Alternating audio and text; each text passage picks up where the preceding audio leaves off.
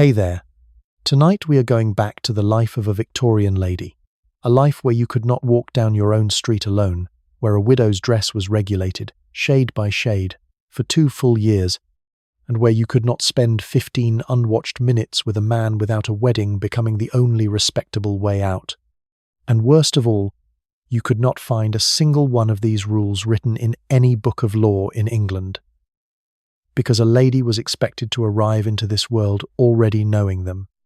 Before we begin, take a moment to like the video and subscribe, but only if you genuinely enjoy what I do here. And leave a comment telling me where in the world you are listening from, and what time it is there. Somehow, it is always 2 in the morning somewhere. Now, dim the lights. Put on a fan if you like that soft wash of white noise. Settle into your pillow. Unclench your jaw. And let your shoulders come down from around your ears, because tonight nobody is watching you. Nobody is coming to call, and you may sit however you please. Have you ever wondered why a respectable Victorian lady could never be seen carrying a parcel down the street? Why calling at a friend's house before 3 o'clock in the afternoon was a small insult, and calling after 6 was a larger one? How a hostess could be officially not at home while sitting visibly at home in her own front window, and nobody involved was lying. Why a young lady might dance twice with the same gentleman in an evening, but never 3 times. Why a woman being presented to the Queen wore 3 white ostrich feathers in her hair, and then had to leave the room without ever once turning her back. How a bride with a fortune of her own could become penniless overnight, simply by getting married. And the strangest question of all, when a small white card arrived on the hall tray with one of its corners folded down. What exactly was it saying? And how could a square of pasteboard the size of your palm hold enough meaning to open a friendship, close one, announce a departure, or gently declare a war? And now, congratulations. You have just woken up in the back bedroom of your sister Julia's house in Belgravia, London, on a Thursday morning in May, 1875. You are 19 years old.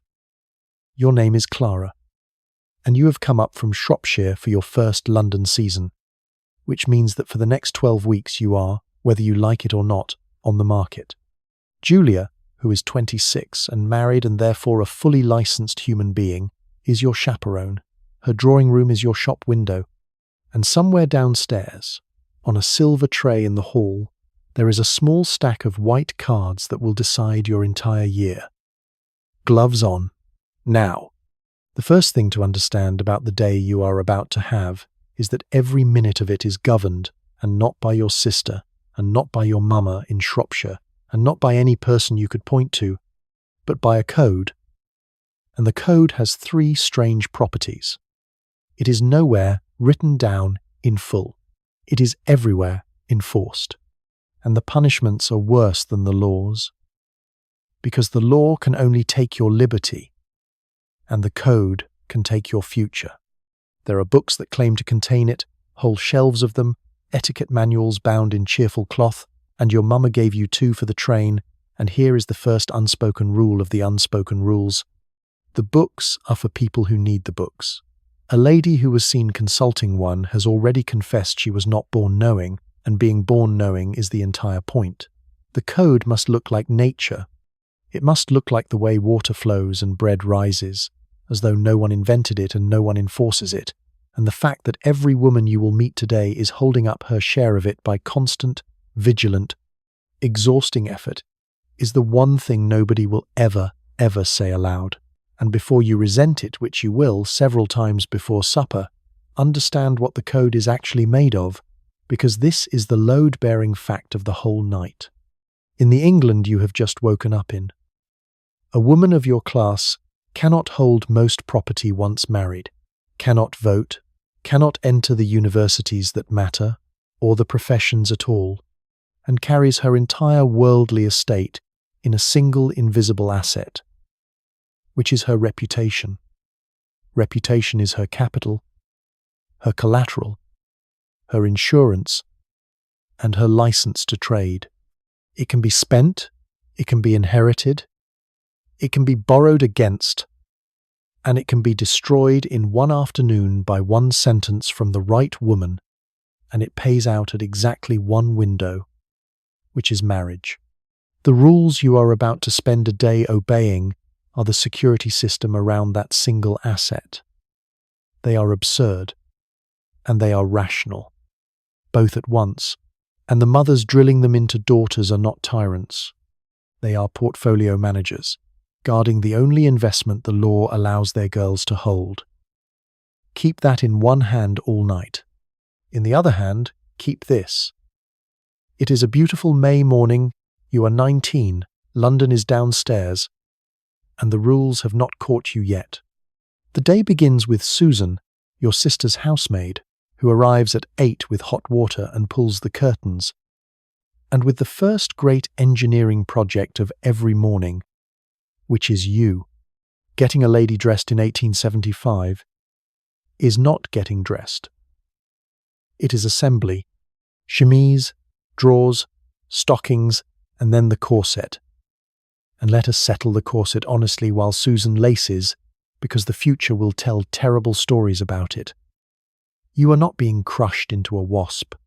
Most women lace as most people wear shoes, snugly and sensibly, and the fabled 16-inch waists live mostly in advertisements and in the future's imagination. What the corset actually does is quieter and stranger. It holds you all day in the posture the code requires, upright, contained, unhurried, so that the virtue the age demands of you is pressed gently into your body from breakfast onward. You do not slouch because you cannot. You do not run because the whole architecture of you has been built, garment by garment, for walking at a measured pace. The rules of this world do not live only in books, Clara. Some of them are laced on, then the petticoats, then the dress, and which dress is its own law, because a lady's wardrobe runs on the clock. There is morning dress, plain and high to the throat. For the hours, nobody important will see you. There is walking dress for the street, visiting dress for the afternoon, a dinner dress cut lower for the evening, and a ball gown for the nights that matter. And at the top of the profession, a fashionable woman may pass through 4 or 5 complete changes between waking and midnight, each with its own gloves, boots, bonnet, and rules. Jewels have hours too, pearls and modest things by day, and the fire, the diamonds, kept strictly for after dark, so that a woman glittering at noon is as wrong as a man in his nightshirt at dinner. Nothing about this is vanity, or rather it is vanity wearing its uniform. The clock of dresses exists so that everyone can see, at a glance, that you know what time it is socially, and a woman in the wrong dress at the wrong hour has told the whole room, without a word, that she was not born knowing. Your hair goes up, because you are out now, which is a sentence that would need translating in any other century. Last year you were a girl, with your hair down your back and your hems above your ankle, legally visible but socially unborn. Then you came out, and the machinery of that phrase is exact. Hems down, hair up, and a girl becomes a lady, eligible for cards, calls, balls and offers, all in one afternoon. There was no ceremony in Shropshire beyond your mama crying a little at the mirror. The ceremony comes later this month, at the palace, and we will get you through it, feathers and all, I promise. Breakfast downstairs is your first classroom, because across the table sits the living proof of what all this is for, Julia. 7 years ago she was you. 19 and up from Shropshire, with her hair newly pinned. And she played the whole game, through one season. Met Edward, a barrister with a rising practice and a good chin, and married him. And you must understand what that wedding actually purchased, beyond Edward. It purchased a different legal species. A married woman may walk with only a maid, may sit alone with a gentleman caller in her own drawing room, may read what she likes with slightly less commentary, may offer her hand to a gentleman on meeting, which you may not, and may chaperone an unmarried girl, which is why you are here eating her toast. Marriage, is the license, Clara. Everything you are forbidden this morning, Julia, is permitted. Not because anyone thinks her wiser than you, but because she has been formally transferred, in a church, in front of witnesses, from her father's keeping into Edward's, and the code only frees a woman whom it considers safely owned. You watch her pour Edward's coffee and read her letters, mistress of a house at 26, and you feel the two feelings every girl at this table has felt since tables began. I want that. And, in a smaller voice, at what price? Hold both. Tonight is largely about the price. And one more thing before the post is opened, because it governs everything after, the hours. The Victorian social day is upside down and dishonest about it. Mourning, in the language of the code, does not mean morning. A morning call is paid in the afternoon, because morning simply means before dinner, and dinner has been drifting later for 50 years. The actual morning, this bit, with the toast, is private time, and to ring a fashionable doorbell before 3 o'clock is to announce yourself either an intimate friend, a tradesman, or a person who does not know, and only one of those is forgivable. Between 3 and 4 is for formal acquaintance, 4 to 5 for the middling sort of friend, 5 to 6 for real friends, and after 6 you are calling on nobody, because the house is turning toward dinner, and you would be met on the steps by a footman's perfect, regretful face. Nobody will ever hand you this timetable, Clara. It is nowhere printed in quite that form. You are simply expected to feel it the way you feel rain coming, and the women who feel it are called well-bred, and the women who do not are called, in the gentlest voice imaginable, poor thing, and that gentle voice is the most dangerous sound in England. The private mourning has its own curriculum, because a lady's idle hours are anything but. There are letters first, and letters are a formal art. The correct paper, the correct depth of margin, the correct degree of warmth per correspondent, calibrated like medicine. You write to your mamma, who will read the letter aloud at the Shropshire breakfast table, so you write 2 letters really, the true one and the performable one, folded into the same sheet, a skill every daughter in England masters without ever being taught it. Then practice, because your accomplishments must be kept polished like the silver. An hour at Julia's piano, your 3 reliable pieces, and the 4th you are building, some French, a little sketching, and understand what accomplishments are for, because it is not art. An accomplished girl is a girl whose family could afford masters, whose time was surplus, whose hands are soft, and when you play your piece to a drawing room next week, you will really be playing your father's income and your general suitability, arranged for pianoforte. The trap, and it is a real one, is doing it too well. A girl who plays delightfully is an ornament.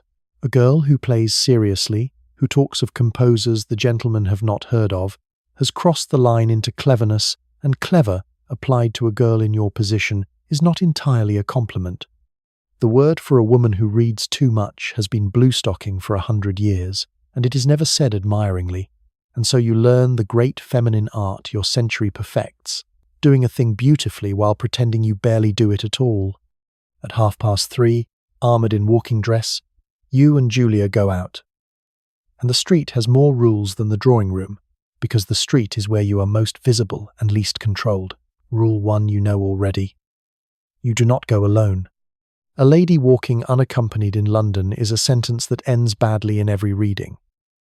And so you walk with Julia, or with Susan 2 paces behind. And honesty compels a footnote your manuals actually include, which is that down in the country you may tramp a village lane by yourself with perfect propriety. It is London that watches. Rule 2. Your hands carry nothing, or nearly nothing.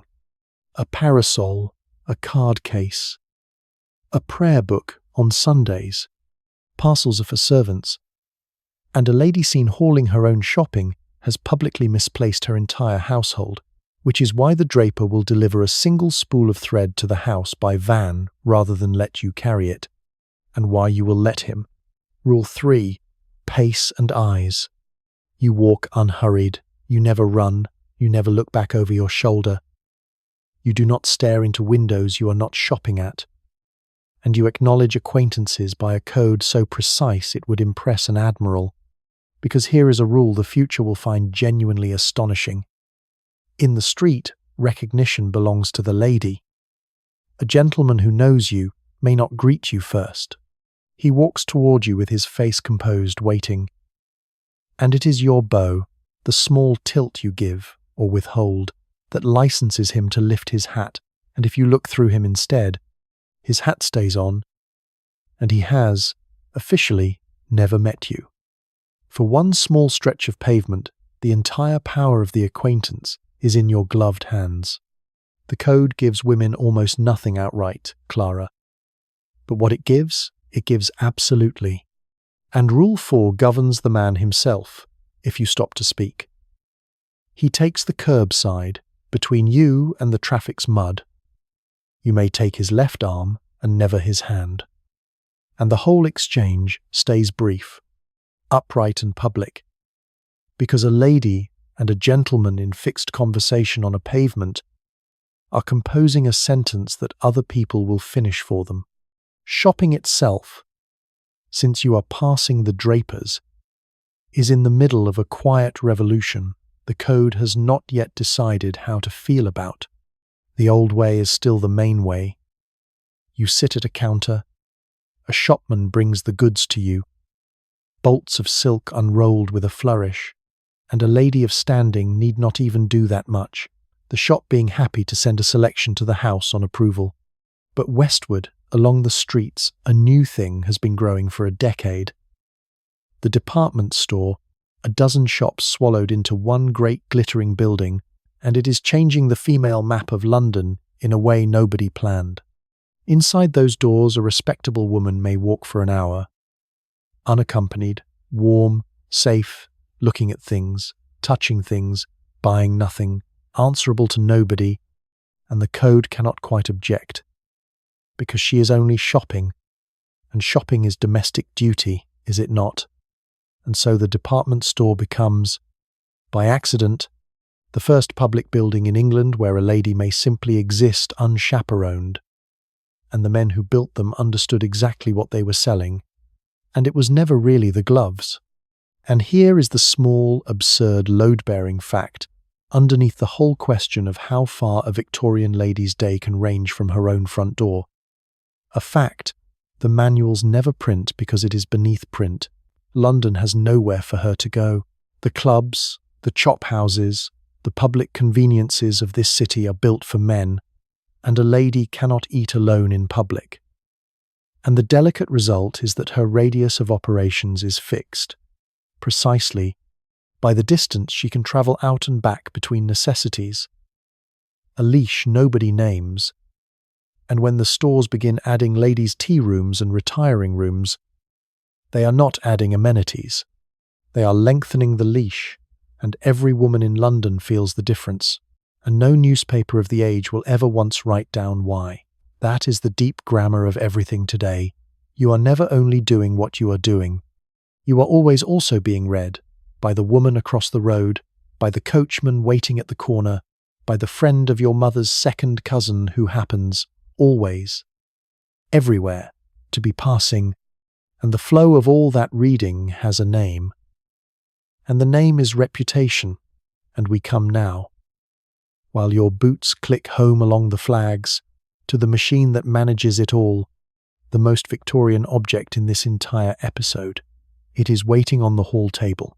It is silver, it is small, and it is a border checkpoint disguised as a dish. The card tray.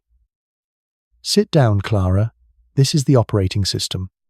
Every adult in your world carries cards, small white rectangles, a name engraved in copper plate, nothing more, a lady's a touch larger than a gentleman's, and with these cards your entire social universe is opened, maintained, adjusted, and closed.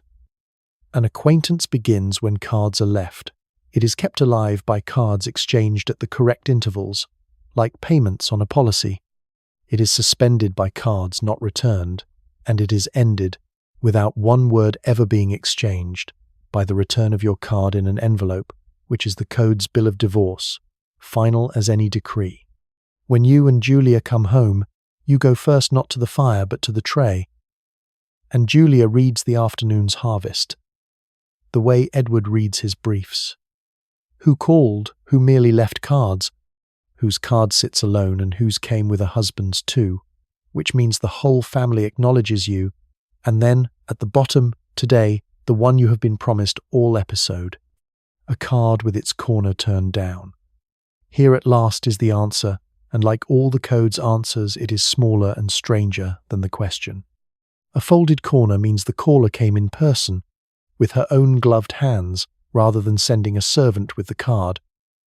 And that distinction, hand-delivered versus footman-delivered, is the difference between warmth and mere maintenance, between I wish to see you and I wish it to be on record that I exist. And because your century cannot leave a good system alone, the stationers print whole grammars extending it. This corner for congratulation, that corner for condolence, another folded to say farewell. I leave town, and the truly wonderful part is that the grammars do not agree with one another, so that a corner folded in Belgravia may say something slightly different in Bath. And somewhere this afternoon, a woman is taking offence at a message that was never sent. The wits already mock all of it, and the fashion will die before the century does. But today, in your hand, that bent square of pasteboard is a sealed dispatch, and Julia reads it and smiles and says, Lady Wraxall came herself, which means Clara, and she does not need to finish the sentence, because even you, 3 weeks up from Shropshire, already know it means the machine has decided to let you in, which brings us to the calls themselves, because cards are only the paperwork. The visit is the performance, and it runs to a script so exact you could set it to music. The hour, as established, after 3. The duration, about a quarter of an hour, 20 minutes at the outside. And the truly practiced callers seem to carry the interval in their bodies, rising at minute 14. As though lifted by a tide, you keep your bonnet on, which is the costume's way of saying I am not settling in, and your parasol in your hand or beside you for the same reason. You sit upright on the chair the hostess indicates, and where she indicates matters, nearer the fire being warmer in both senses. If refreshment appears, you take almost none of it. And then you converse, and here the code hands you a map with almost everything marked off it. Not money, ever. Not politics, not religion, not the body and its ailments, not any person's absent business, and nothing, heaven forbid, that could become a difference of opinion. Because the purpose of a call is not conversation, it is the exchange of goodwill in conversation-shaped containers, and this is why your century has elevated one topic above all others, the great neutral commons of the English, and it is not a small thing. Clara, it is a public utility. The weather. The weather is safe precisely because nobody owns it, nobody caused it, and nobody can be diminished by it. And when 2 Victorian ladies agree that the spring has been backward, they are not being dull. They are performing, in miniature, the whole treaty their civilization runs on. We meet, we exchange, nobody bleeds. The language itself is regulated, of course, right down into the vocabulary, because a lady's speech is dress. Slang is forbidden absolutely. Men's words staying with the men, and strong feeling travels only in its licensed containers, so that a lady of your world is never furious. She is exceedingly vexed, never bored to death, only a little fatigued, and the awkward regions of existence are crossed on stepping stones of French, enceinte, doing duty where English would blush, accouchement following it, the code having discovered that anything can be said in the drawing room provided it is said in a language the housemaid is presumed not to follow. The body is handled with tongs, limbs where legs would be anatomical, and while the future will tell itself a delighted story about Victorians petticoating their piano legs, you may file that one under legend. Clara, a joke your own age tells about its primmest aunts, taken literally by its grandchildren. What is true is subtler and lovelier and stranger. The voice itself is an accomplishment, trained like the hands, pitched low, unhurried, distinct, the age holding, with its favourite poet, that a soft voice is an excellent thing in woman, and a girl who shrieks with laughter in a public room has committed a real offence, not against sound, but against the code's first commandment, which is that a lady is never, under any circumstances, too much. And should the door have opened to a different verdict, you already know the phrase, because it is the most elegant lie in England, except that everyone has agreed it is not one. Not at home. When the footman says her ladyship is not at home, with her ladyship's shadow moving on the drawing-room blind above, no deception occurs, because not at home was long ago worn smooth into a term of art meaning not receiving, and every party knows it. And this is worth pausing on, because it is the code in its purest form. Your century has looked at the raw social truth, which is, I do not wish to see you right now, and judged it too sharp for daily use, and so it has built a padded phrase to carry the same cargo without the wound. You will leave your cards, the footman will bow, honour flows in all directions, and nobody has said the true sentence aloud.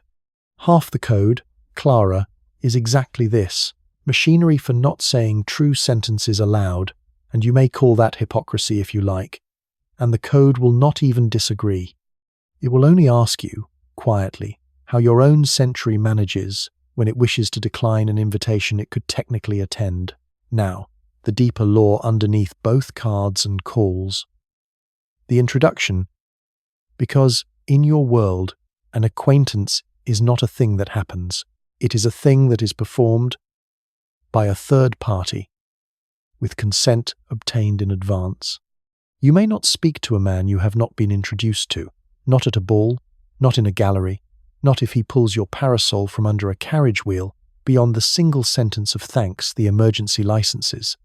And the introduction itself has a liturgy. The lady's permission is sought first, always, because an introduction is presented to her, like a dish she may wave away, and the gentleman is brought to the lady, never the reverse, and afterwards you do not offer your hand, being unmarried. You bow, he bows, and something formal and real has been created, a thread in the great web, with obligations on both ends. And because every thread can be cut, your century has codified that too, and given the cutting a taxonomy, its own wits find hilarious. To cut someone is to refuse recognition where recognition is owed. The cut direct, staring your acquaintance full in the face and declining to know it. The cut indirect, the sudden fascinating shop window. The cut sublime, admiring the sky until the danger has walked past. The cut infernal, stooping to adjust a bootlace of infinite length. The names are jokes, and the thing itself is not.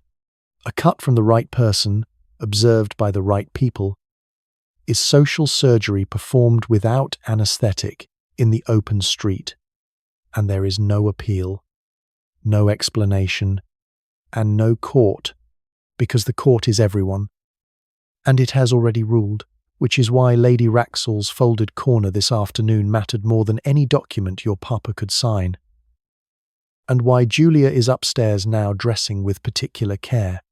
Lady Wraxall is not rich beyond others, not titled beyond a baronet's relict, and holds no office in any register, and she is the most powerful person you will meet this season, because the web has to be adjudicated by somebody, and every square mile of your England appoints its own unappointed judge.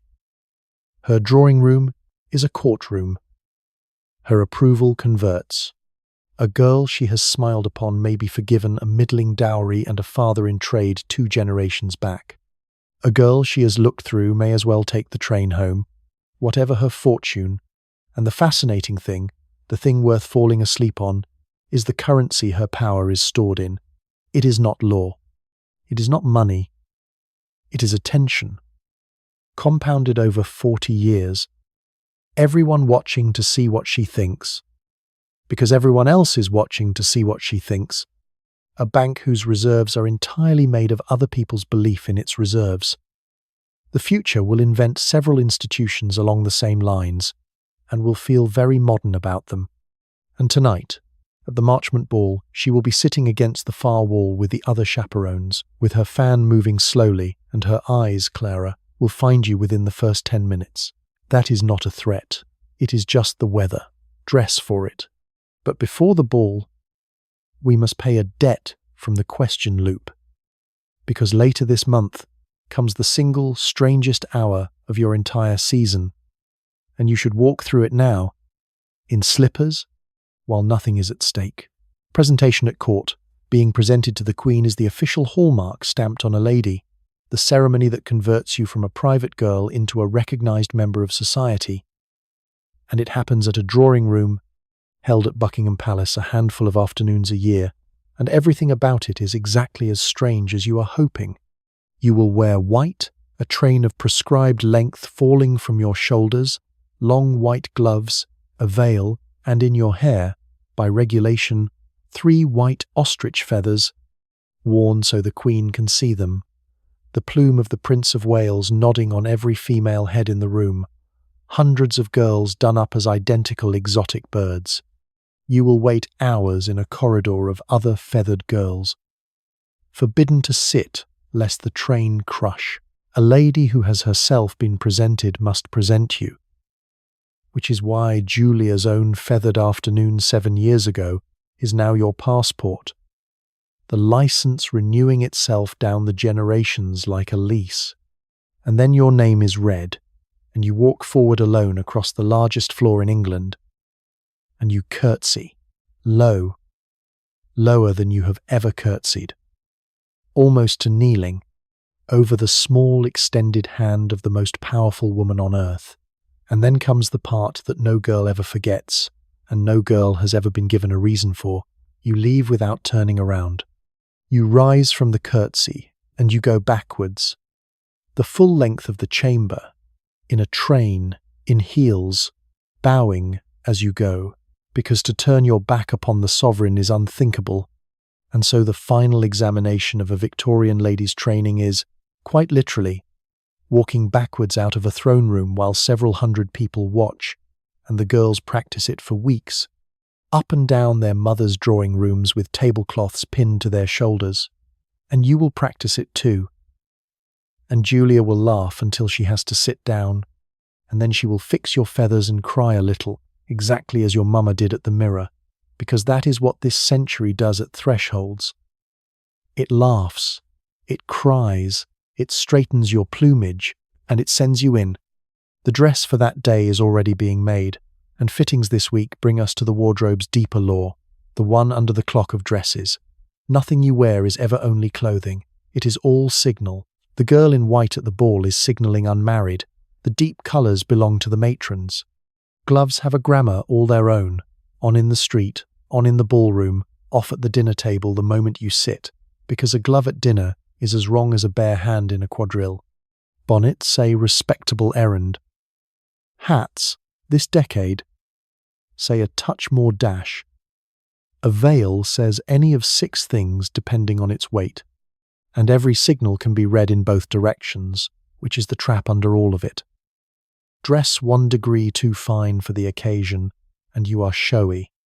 1 degree too plain, and you are either poor or making a statement, and both are discussed. The safe channel between them is narrow, moves seasonally, and is nowhere charted, and the pilots who can steer it on instinct are exactly the women the code calls, with that infuriating word, effortless. Nobody's effortless is effortless, Clara.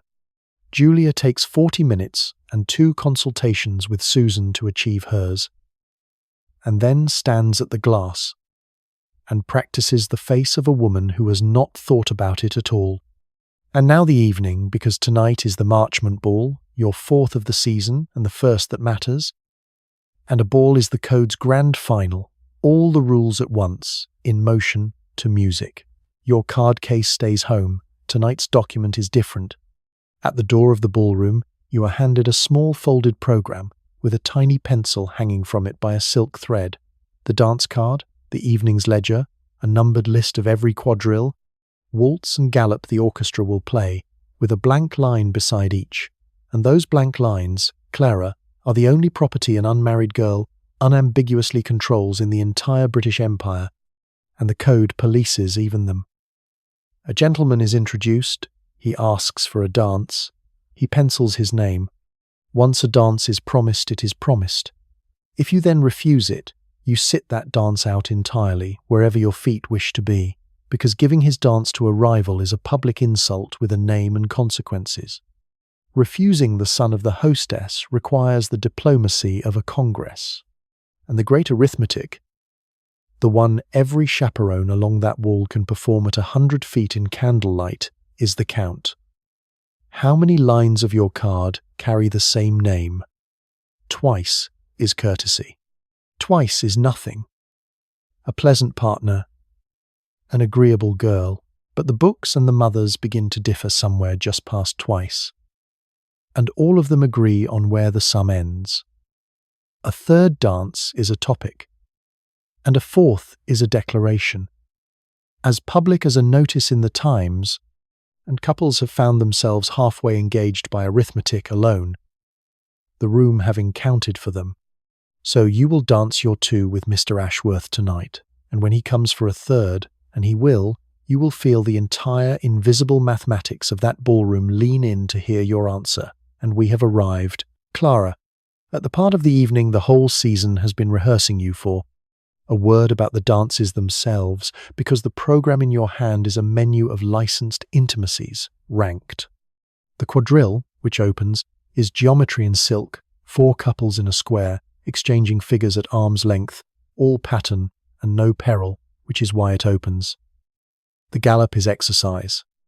And then there is the waltz, and you should know, whirling through your first ones this season, that you are enjoying a scandal your grandmother watched arrive with her hand at her throat, because when the waltz came into England in her day, it was received roughly the way your own descendants will receive each new dance of theirs, as the end of civilization, a dance in which a gentleman holds a lady, his hand at her waist, her hand in his, faces close, turning, for whole minutes together, and sermons were preached, and verses written against it, and the old duchesses called it an abomination, and then everyone learnt it, which is the full life cycle of every scandal your century will ever have.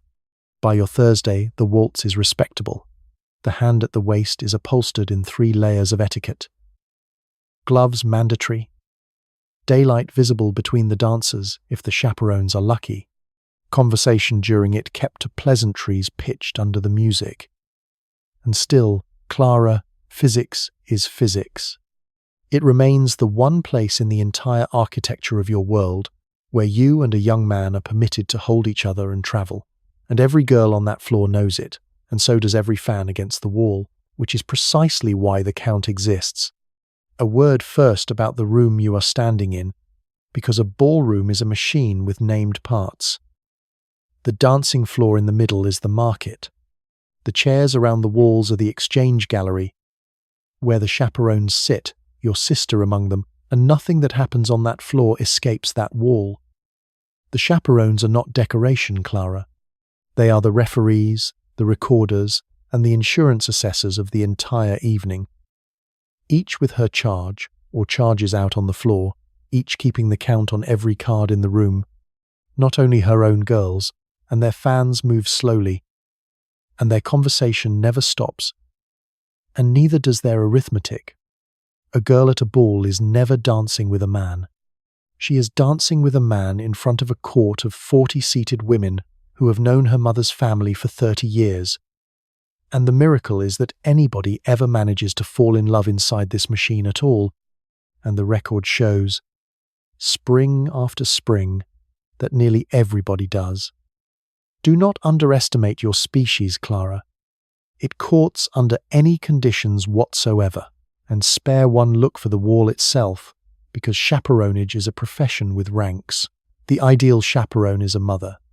Failing her, a married sister like yours, an aunt, a grandmother, any respectable married lady or widow of the family's acquaintance, and families without one to hand must borrow or, in the discreet way of these things, engage one.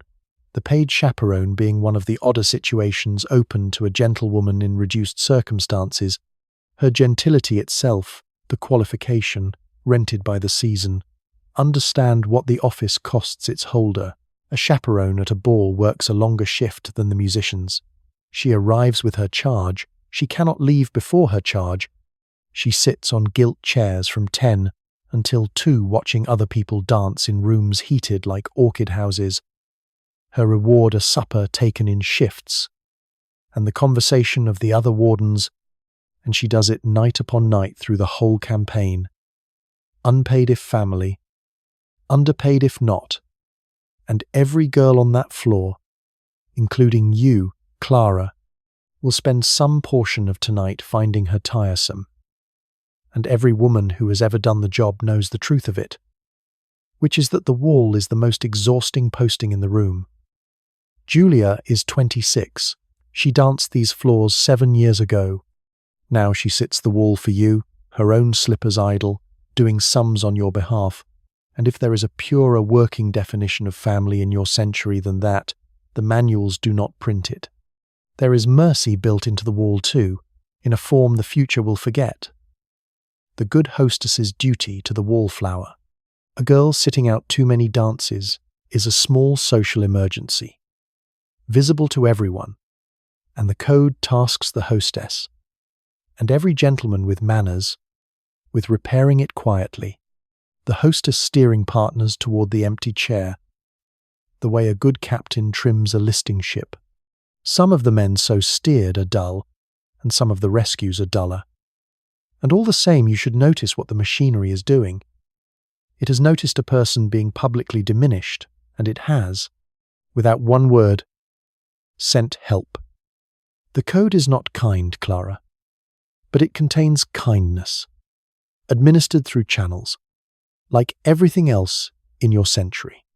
Now, Mr. Ashworth, because he has crossed the floor twice already, and here he comes again, and the mathematics lean in. He is pleasant, he dances well, he is a barrister of Edwards Inn with prospects and a mother in Yorkshire, and his name is on your card twice, and he is about to ask for the supper dance, which is a third thing entirely, because the supper dance carries a privilege. The gentleman who dances you into supper sits beside you through it, half an hour of talk at close range with lobster patties, the longest unbroken conversation. The code will allow you 2 all season. A third dance that is also the supper dance is the boldest legal move on the board, and he makes it nicely. And every fan along that wall pauses 1 half beat, and this, Clara, is your first real turn at the great game. So watch what you do, because you do it rather well. You smile, you thank him, you tell him your card is promised for the supper dance, which it is not. And will he not ask Miss Pemberton, who dances beautifully, which she does, and who is sitting out, which she is? 3 sentences. In them you have declined the declaration without wounding the man, converted the refusal into a rescue for the girl by the wall, and told the entire gallery that you know precisely what a third dance means and are not, this evening, prepared to say it. The fans resume. Somewhere against the far wall, Lady Wraxall's chin moves half an inch, which Julia will tell you afterwards. In the carriage, gripping your hand was as good as a knighthood, and because you did it correctly, you are free to be sorry, privately, in the one room of you the code cannot enter, that the rules of the Count would not let you simply dance a third dance with a man whose conversation you like. And this small ache, mild tonight, sharper some other night, is the tax the system charges its best pupils, and we will speak of it again before you sleep. For now there is supper on Edward's arm instead, and the supper room glitters, and you are 19 and hungry, and there are worse endings to an examination than lobster patties. One more piece of ballroom law before the carriages, because the future will ask about it endlessly. The conservatory. Every great house has one, glass and ferns and candle shadow, off the ballroom's heat, and every chaperone knows exactly how many minutes a couple has been in it. Here is the actual mechanics of the word compromised, stated once plainly, because it governs your whole year. A young lady's reputation is held, by the code, to require continuous witness. Alone with a gentleman in an unwatched room for long enough, and the code does not ask what happened, because the code is not interested in what happened. It is interested in what cannot be proven not to have happened, and it resolves all such uncertainty against the lady, permanently, and the only instrument that repairs the damage is a wedding. That is the whole dark physics of it, and it is why the chaperone wall exists, why doors stay open, why a girl and a man are never in a closed carriage alone, why 15 minutes of fern-shadowed absence can decide a life. The code has handed every woman in that ballroom a currency that cannot be reminted, and then built an entire architecture, human and actual, to keep it from being stolen, and, if that sounds to you like a system with the fear built in at the foundations, Clara, you have understood your century better than most of the people running it. But here is the counterweight, and it is real. Within the walls the system builds, you are, tonight, magnificently safe in one specific way. Every man in this room is operating under the same total surveillance you are.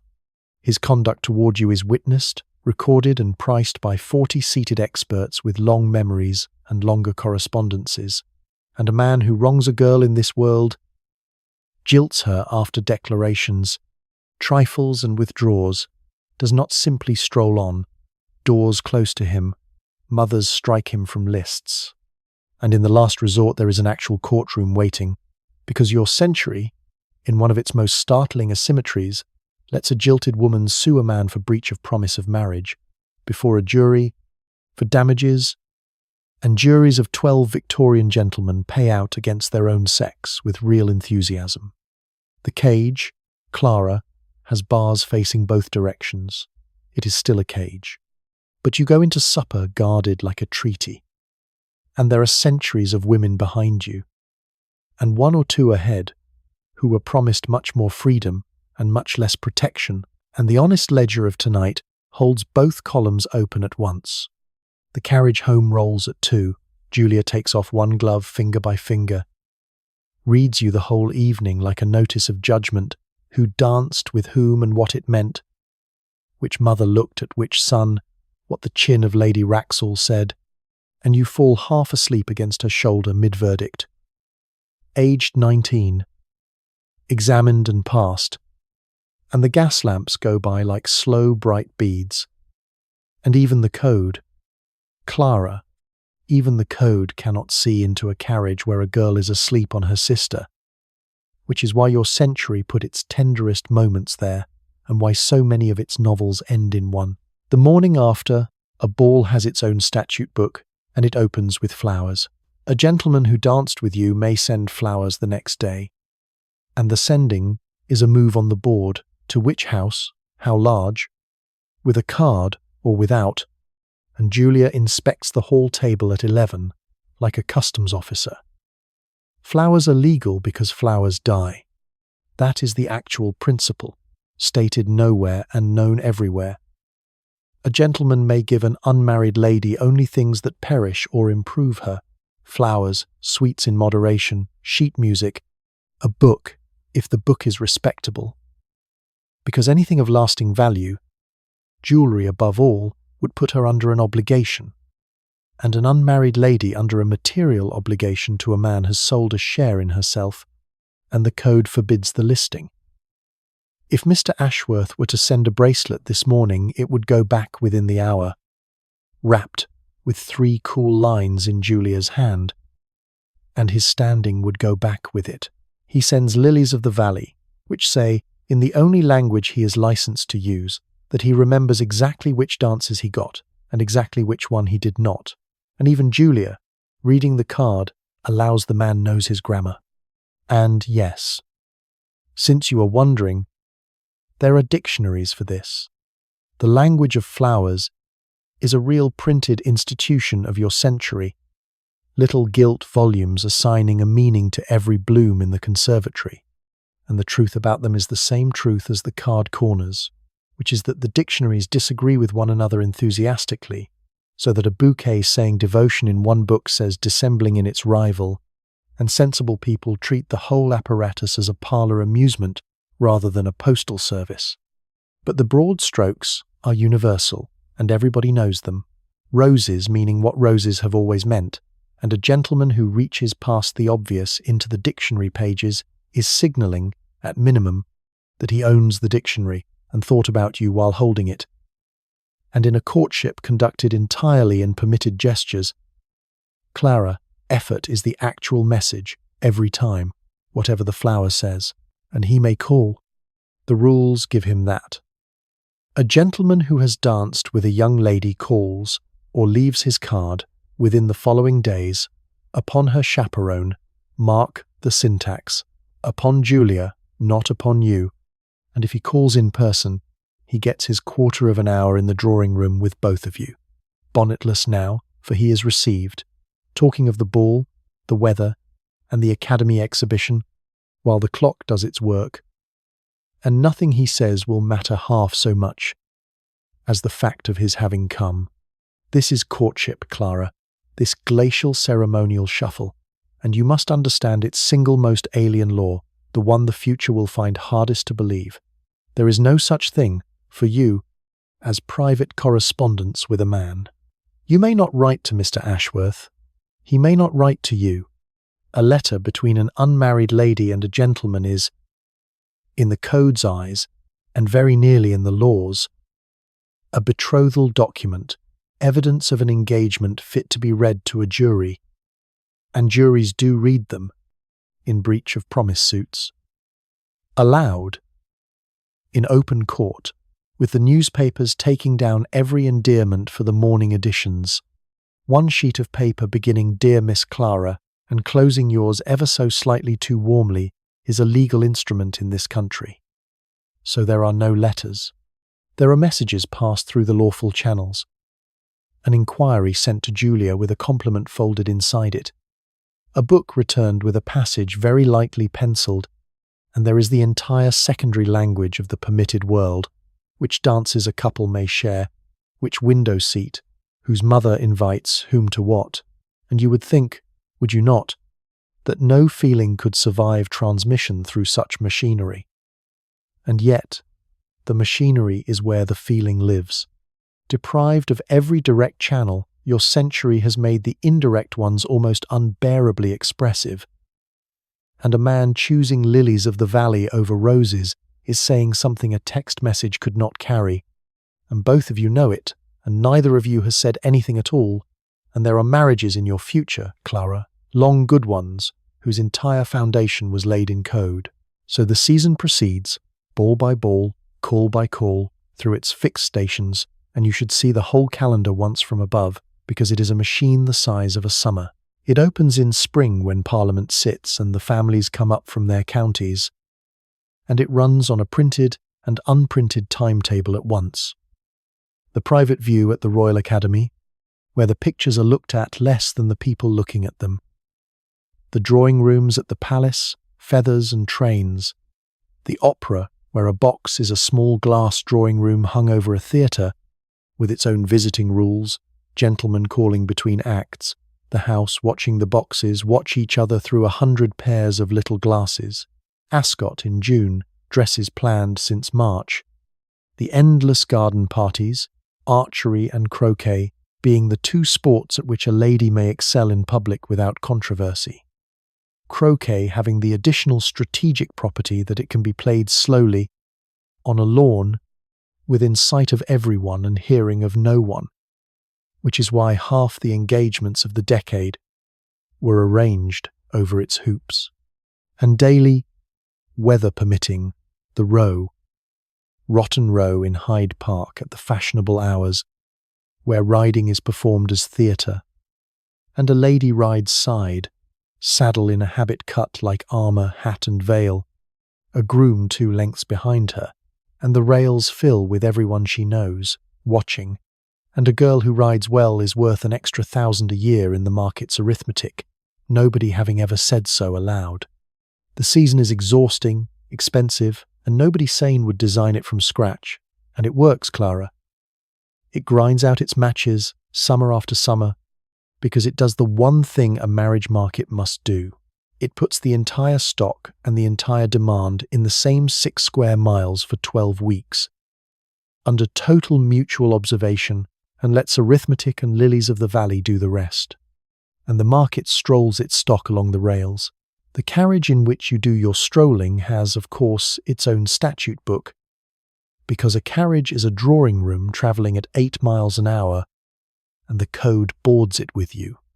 In the barouche, the seats face each other, and the seat of honour faces the horses, and it belongs to the senior ladies, which means you, Clara, ride backwards through your entire first season, junior rank, travelling through London in permanent, gentle reverse, watching where you have been, which you may treat as a metaphor or not as you please.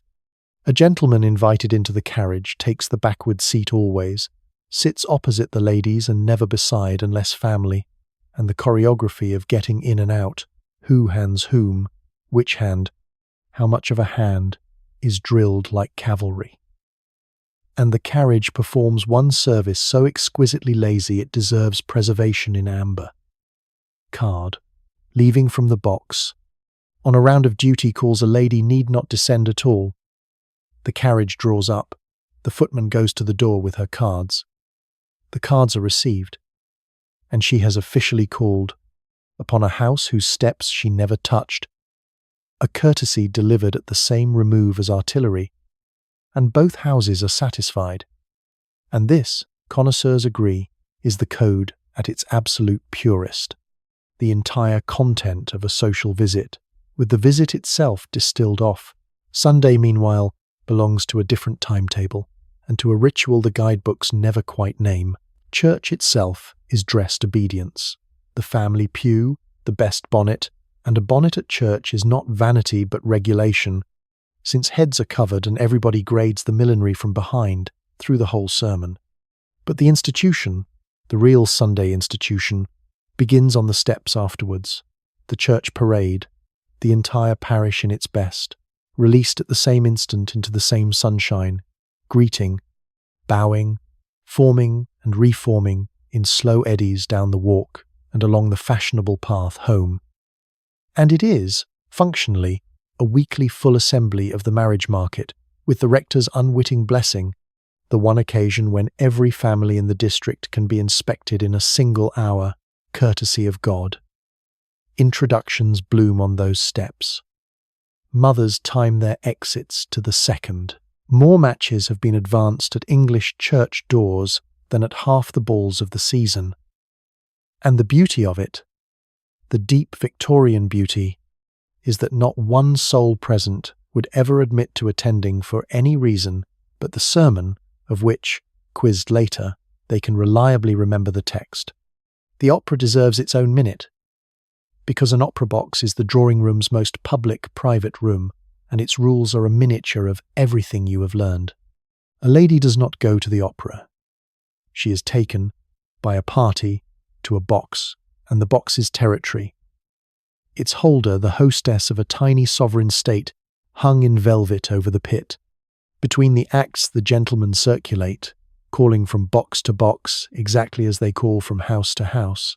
10-minute visits, standing, hat in hand, and a young man crossing the whole horseshoe to reach a particular box has made a statement the entire house reads through its little glasses, the glasses themselves conducting a second opera of observation that regards the singers on a busy night. As accompaniment, you will sit at the front of the box because the young ladies are put at the front, which is presented as courtesy and functions as display. The box being, among its other duties, a vitrine, and you will learn to be looked at for 4 hours while apparently unaware of it, which is an accomplishment nobody lists, and every girl in that house is practicing simultaneously to music. Understand the timetable underneath, because it is brutal and nobody will say it in your hearing. A girl is expected to take, at most, a few seasons to convert herself into a wife. The first season is promise. The second is business. By a third, the word lingering begins to be used near her name. And the fans do their arithmetic in a different key. And none of this is fair, and all of it is priced in, which is why your mama in Shropshire reads Julia's twice-weekly reports the way Edward reads the markets. You are not being paranoid, Clara. You are being audited. Smile at the academy and hold your nerve. And when it comes, if it comes like this. Not in the conservatory, if the man is worth anything, because a proposal extracted in fern shadow puts the lady in exactly the compromised corner the code exists to prevent. A serious man in 1875 does a serious thing first. He speaks to the family. Mr. Ashworth, let us say, some weeks on, calls not at 4 but at an appointed hour, and asks for Edward. And the two of them are shut in the study with the door actually closed, men being licensed for closed doors, and what happens in there is the least romantic conversation in the history of love. Income, prospects, his chambers, your settlement, what your papa will do, what his mother holds. The entire actuarial underside of the thing, because your century considers it not cynical, but protective to check the engine before boarding the train. And only when the men are satisfied is the principal consulted, and mark this, because it is the hinge of the whole episode. The code that has ruled every minute of your day gives you, here, at the exact centre, an absolute and unappealable power. Nobody can accept him for you. Your papa may urge, your mama may weep by post, Julia may sit you down by the fire, but the yes is yours alone, by law and by custom both, and every etiquette book in the land says the same thing in the same tone. A lady's refusal closes the matter, and a gentleman presses it, at the cost of ceasing to be one. The system that would not let you carry a parcel this morning hands you, this afternoon, the one veto in it that cannot be overridden. You may make of that whatever you like tonight. Your century never quite decided what to make of it either. Say, for the story's sake, you say yes. What follows is not freedom. It is a gentler cage with better light. An engaged couple may walk together, sit together, talk low in windows, even correspond at last. Letters now legal because the engagement they would prove exists, but they are still chaperoned, still watched, only with the surveillance turned from prevention to ceremony. The ring arrives, and now a ring is proper. Obligation being the entire point of it. The announcement goes to the papers in the family's wording. The wedding is set inside a year. Long engagements being thought a cruelty to everyone. And the trousseau begins. Linen and gowns, and the small mountain of objects a bride carries into her new state, and callers come in tides to congratulate, and everyone leaves cards, and the tray fills like a harbour. And underneath the lace, one legal fact sits waiting. And I want you to look at it now, while your hand is still your own, because next to it, every rule in this episode is a parlour game.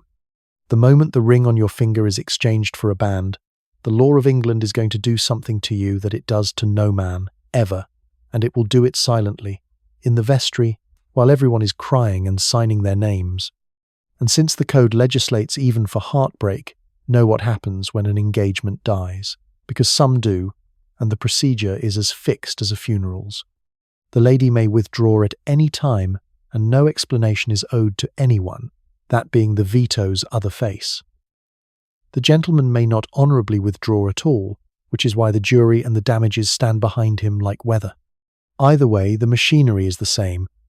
Every letter is returned, both directions, packeted and sealed.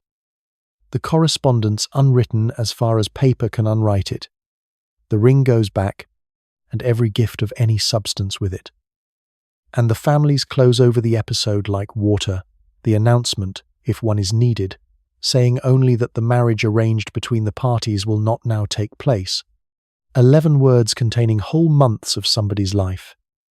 It is brutal, and it is merciful, both at once. In the code's particular way, nothing is explained, so nothing need be defended, and a girl whose engagement has ended stands exactly where she stood before it began, officially unmarked, provided. And here is the code doing its real work one more time, provided the letters truly all came back and the murmurs truly never started. The word the lawyers use is coverture, and it is the oldest unspoken rule of all, so old it stopped being spoken centuries ago and simply became the floor everyone stands on. Here is what it says, in plain words: your manuals never print. When a woman marries, her legal existence is suspended. She becomes, in the law French of the old books, a femme covert, a covered woman, covered by her husband the way a candle is covered by a snuffer, and from the wedding morning the two of them are one person in law, and that person is him. Her property becomes his. Her earnings, should she earn, are his. Her signature alone can no longer make most contracts. She cannot sue nor be sued by herself. The children she bears are, as you already know, if you were listening one episode ago, legally his and only his. A bride who walks into church owning a fortune walks out owning, in her own right, essentially nothing, not because anyone robbed her, but because the law has decided she and her fortune are now both safely inside her husband. And there is your question from the top of the night answered. Clara, that is how a wedding could make an heiress penniless by lunchtime.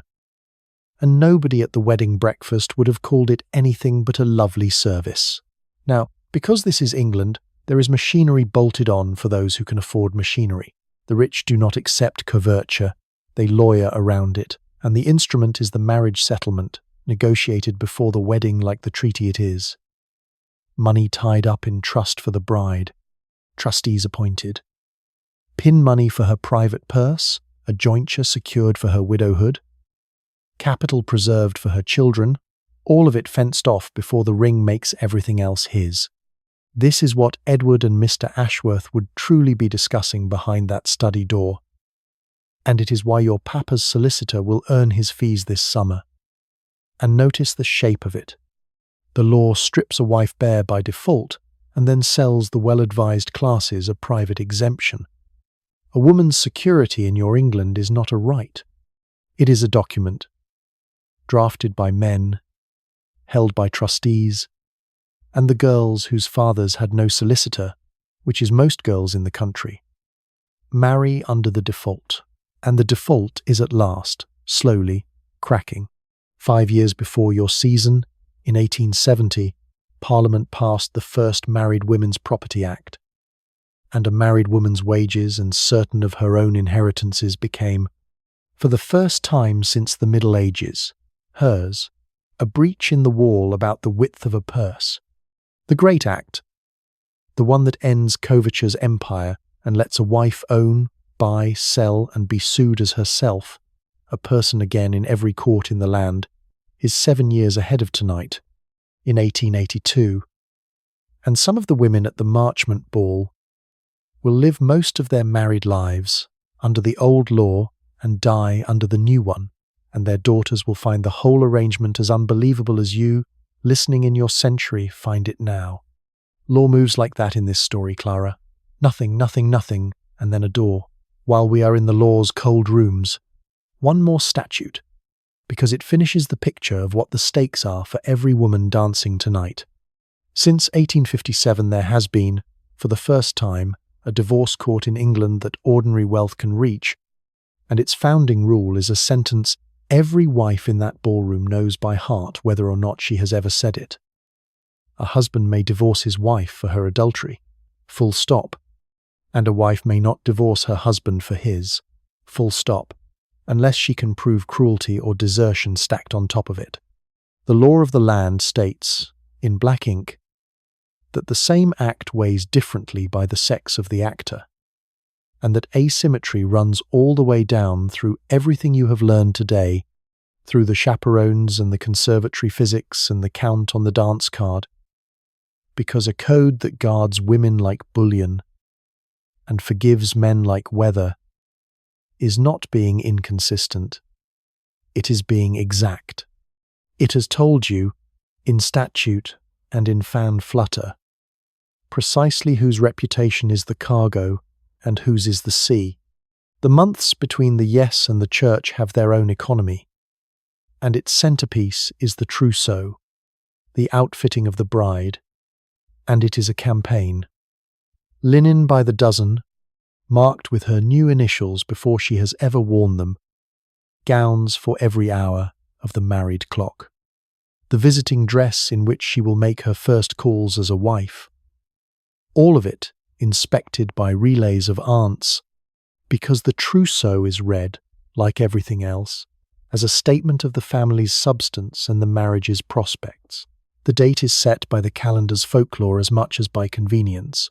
June beloved, Lent avoided, and May, under an actual rhymed ban, marry in May and rue the day, which your grandmother says with complete seriousness, and your mama repeats while claiming not to believe it, and the church will be dressed with orange blossom, the bridal flower of the age, worn in the hair and round the cake since the young queen wore it. And some bride this summer will go to the altar, observing a little verse the magazines have lately taken up. Something old, something new, something borrowed, something blue, your own century speaking, Clara. Not an ancient rite, but a fashion young enough that its paint is still wet, on its way to becoming eternal, which is how eternity is generally manufactured. And 2 days before the wedding, in the lawyer's best hand, comes the true constitutional moment. The signing of the settlements, the bride's family and the groom's round a table with the trustees, ink flowing over the future of money not yet inherited and children not yet born, and the bride signs too, her last fully sovereign signature for some years, and nobody in the room says that aloud, and every woman in the room knows it. After the wedding journey, for there is one, a month of Italy, or the lakes according to Peirce, the new household opens for inspection, because a bride does not simply begin living, she is launched. The bridal calls come first. Society waiting upon the new Mrs. Ashworth in her new drawing room, where she receives in fragments of her wedding finery as custom allows, the dress having cost too much to perform only once. Then, her own first dinner given as hostess, watched by every matron present with the exact eyes, kindly and merciless at once, that watched her dance card a year before, since a bride's first table announces what sort of house this is going to be. Within the year the code will have filed her. A good manager or not, a rising table or not, at home Thursdays, and the machine, having successfully reproduced itself, turns its lamps gently away from her and swings them, refreshed and expectant, onto the next spring's crop of 19-year-olds, among whom Clara, in this telling, is somebody's younger sister from Shropshire, wearing your altered ball gown, terrified of the Count, and you will sit the wall for her. And so it goes on. So, the wedding. We will keep it brief, since one whole episode of this channel already lives there. But the rules go on ruling. You are married at Mourning, in white, because a queen you were presented to made white the uniform 3 decades ago. The breakfast, the going-away dress, the carriage, and then the change that outlasts every other, the name. You went into the church as Miss Clara, yourself. You come out not merely with a new surname, but on every card and envelope and list for the rest of your public life, with no first name at all. The cards you order next month will read Mrs. Edward Ashworth, and that is, who calls, dines, mourns, and subscribes, from now on, your husband's name with Mrs. in front of it, your own Christian name retired to the private rooms of your life, to your sister, your oldest friends, and the man himself. The code considers this the highest promotion it can offer a woman, and it is not being ironic. Neither entirely are you.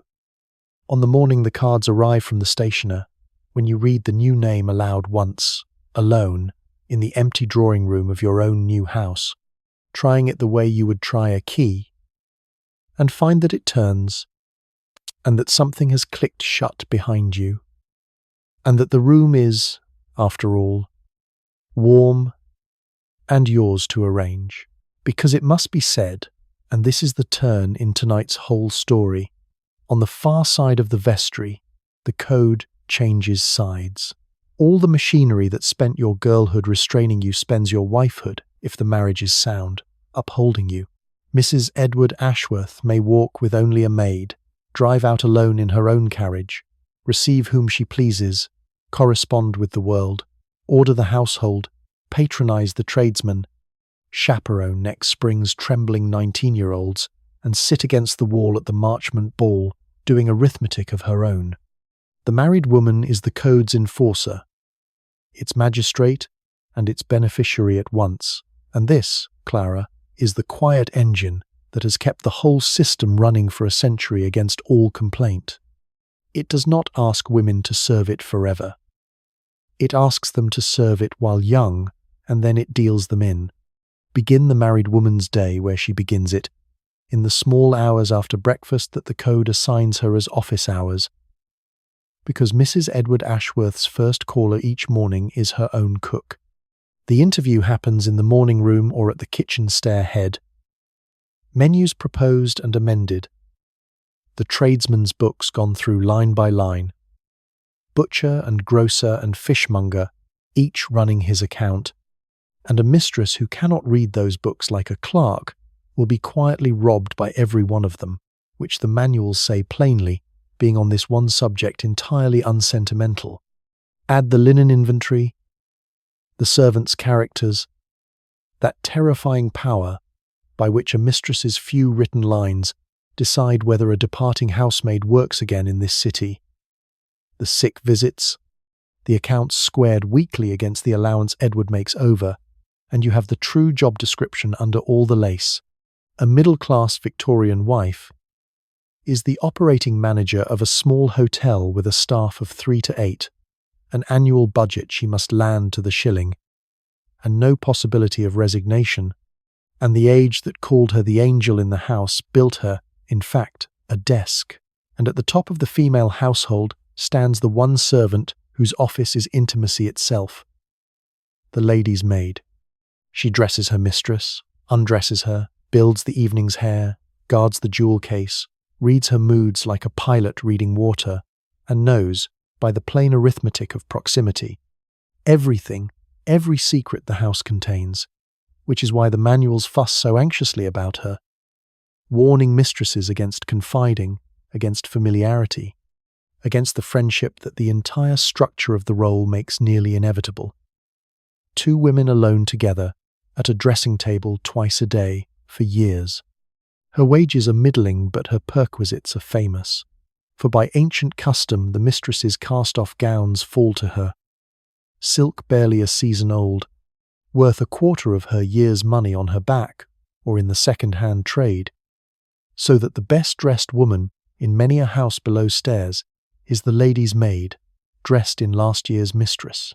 The relationship the rules cannot quite regulate runs from cold employment to something the age has no honest word for, and you will see it at its truest years from now. Clara, at the end of some exhausting ball season night, your own maid unpinning the last of your hair in the lamplight, both of you yawning, the day's whole performance finally over, and the plain fact standing in the mirror in front of you, that the one person in England who has seen every single costume change of your entire public life and helped you into all of them is her.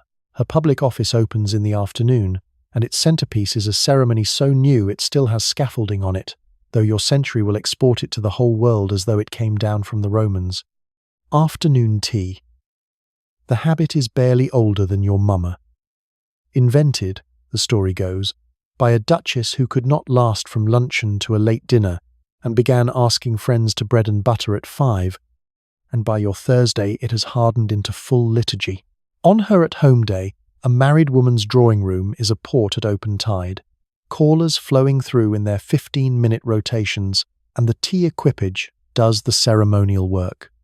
The tray in before the guests, the mistress pouring always, with her own hands, however many servants stand idle, because pouring is precedence, the pourer being hostess the way the chair is the chairman, and the questions, milk before or after, how strong, one lump or two, are not questions about tea.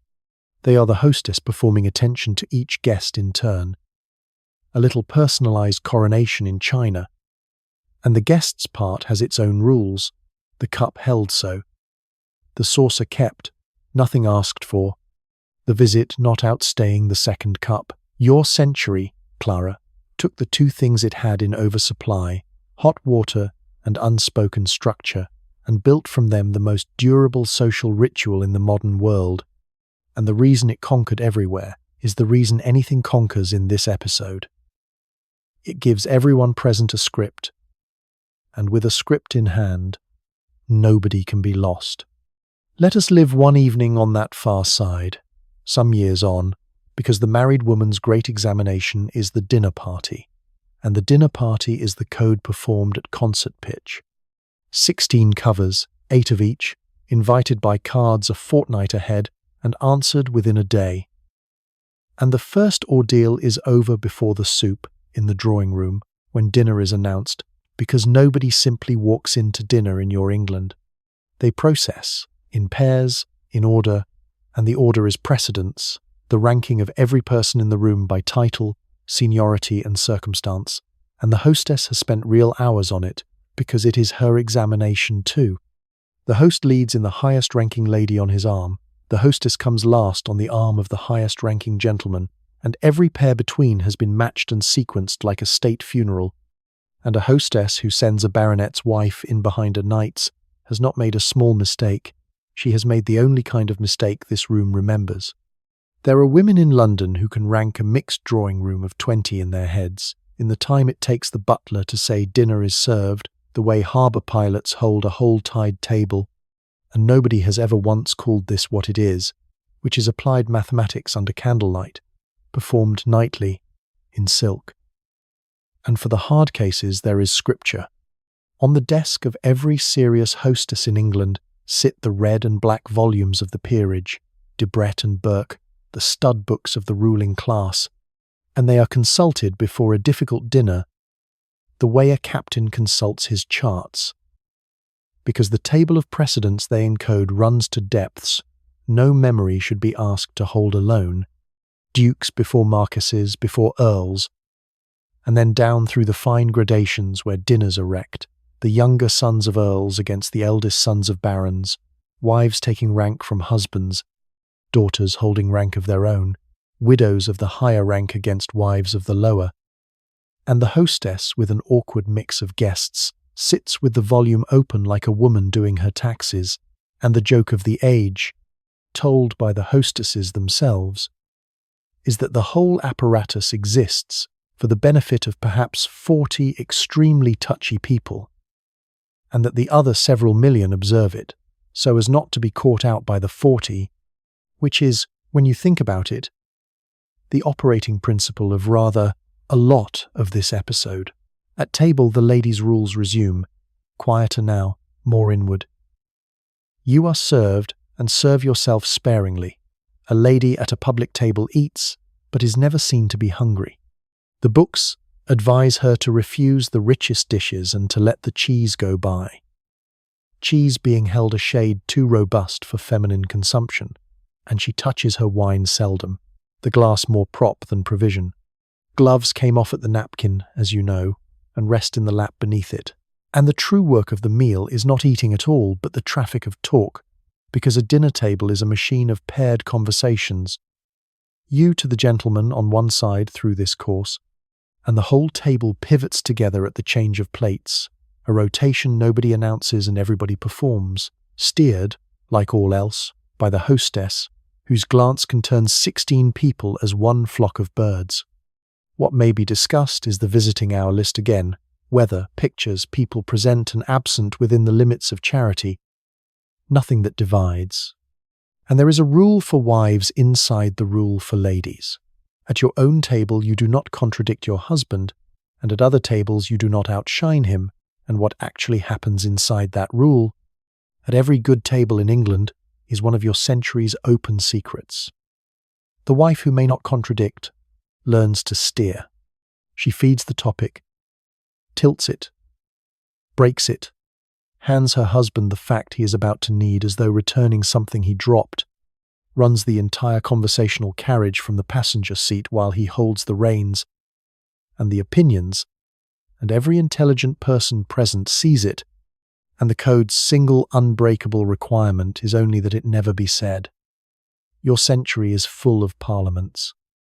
Clara, the one that meets at dinner tables, has no Hansard, and half its members are wearing pearls. For the unmarried girls at such a table there is one more trial waiting on the far side of the meal, and since you will face it within the fortnight, learn its rules now. The drawing room performance. After the ladies withdraw, and later with the gentlemen restored, somebody's daughter will be asked to play, and that somebody, soon, is you, and the asking runs on a script as fixed as the quadrille. You are invited to the instrument. You decline, gracefully, once, twice, if the room is grand, because eagerness would suggest you thought yourself a performance. You are pressed, because the pressing is the hostess's compliment to your mama, and on the third asking you rise, as though overcome by the company's kindness, and play the piece you have been secretly polishing for 6 weeks. And everyone present knows every step of this dance and treads it anyway, the room conspiring to manufacture the pleasing fiction of a girl surprised into excellence. Then you play, and here the code shows one of its small mercies. Because the drawing room after dinner is the most forgiving concert hall on earth, conversation is permitted to murmur on. Nobody is really listening except your hostess. One professional-grade mama in the corner, and any young man with intentions, and the applause at the end is guaranteed by treaty regardless of the notes. The dread, Clara, is real, and you will not sleep well the night before your first one. And I will tell you what Julia will tell you in the carriage, which happens to be true. No girl was ever refused by a good man over a dropped arpeggio, and the room is not listening for talent anyway. It is listening for nerve, which is the one accomplishment the age actually values in a woman, having arranged her entire life to require it nightly. Then the signal. Toward the end, the hostess catches the eye of the principal lady and rises, and every woman at the table rises with her, and the men stand as the ladies withdraw, and this is the rite the future will name the whole ritual after. The ladies leave the dining room to the men, to their port and their politics and their unbuttoned hour, and go through to the drawing room, to coffee and to one another. The books explain it as delicacy, sparing the ladies, the decanters, and the coarser talk, but sit in the drawing room a moment before the men come through, and hear what actually happens in there.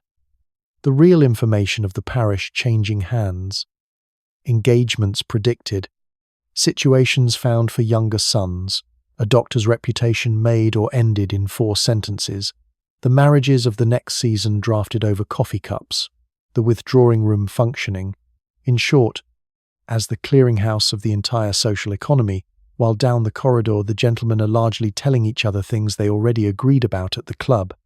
Your century split every evening into 2 chambers. Clara and history, which was written from the dining room, spent 100 years assuming that was where the power stayed. Nobody who ever actually ran a parish believed it for a minute, and presiding over every table, every list, every question of who may be asked with whom, is the married woman's whole public office, which your century names simply society, and staffs entirely with unpaid, untitled, unresting female labour. The calls you paid this afternoon as apprentice work. Mrs. Edward Ashworth pays as governance. Her card tray is a constituency. Her dinner list is patronage. Her drawing room on its at-home day is a small court in session, and the season of a whole county can be steered by 3 matrons who agree with one another. None of this appears in any ledger of the age. The men hold the offices, the seats, the livings and the commissions, and the women hold the thing the offices are traded through, the web of who knows whom and who receives whom and who is spoken of how. And if you want to know which grip was stronger, ask any ambitious man of 1875 which he could better survive, the loss of his seat or the closing of the right 40 drawing rooms. He will not answer you. He will change the subject, smiling to the weather, which is how you will know. And there is one more province in the married woman's empire, the only one the code lets her govern outside her own front door. And you should see it clearly, because it is where half the real administration of Victorian England actually happens. Charity. Good works are the single public career a lady may pursue with the code's full blessing, and your century has accordingly built a whole shadow profession inside the word. District visiting. Each church parcelling its parish into rounds, each round walked weekly by a lady with a notebook, into courts and back streets, her carriage acquaintance will never see, carrying soup tickets and blanket loans and whatever the rector imagines, functioning as the only welfare inspectorate the age possesses.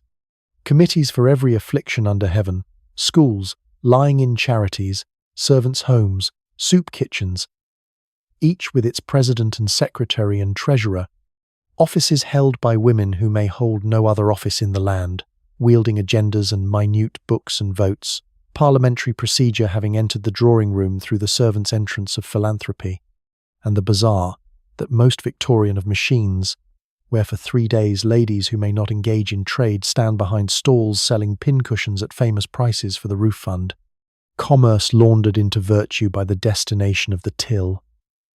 It is easy for the future to smile at all of it, the visiting cards among the tenements, the embroidered mottos, and the future should be careful.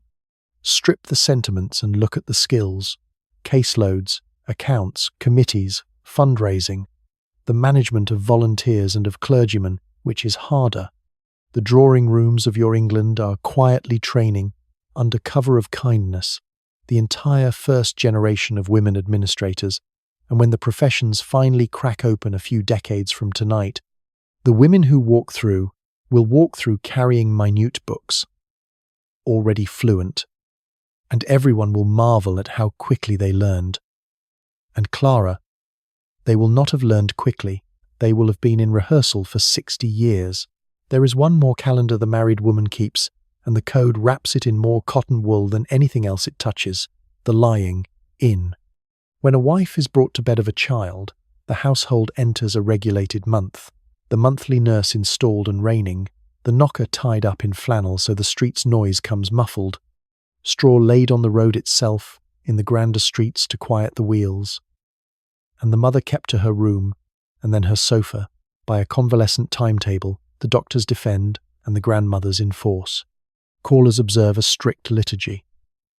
In the first days one does not call, one inquires, cards left daily at the door with kind messages, the tray becoming a hospital bulletin, and only by degrees is the new mother shown, first to family, then to intimates, the caudle cup going round again, that same warm, spiced ancestral drink you met at the christening one episode ago, and the whole month ends, for the church-going, with the old rite of churching, the mother's first formal return to public worship, after which the knocker is untied, the straw is swept, and society may resume her.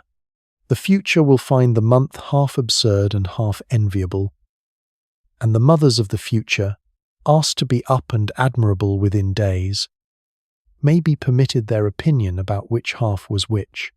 One more room in the married woman's world, and then the lamps can start going out, because in the autumn the code packs its trunks and goes to the country, and being a guest at a country house is a profession in itself. The invitation names your dates, and the dates are law. Arrival by the stated train. Departure on the stated morning. A guest who lingers being a guest who is discussed. You bring your own maid if you keep one, or are lent one of the houses, since somebody must unpack you, your gowns being beyond single-handed entry and exit.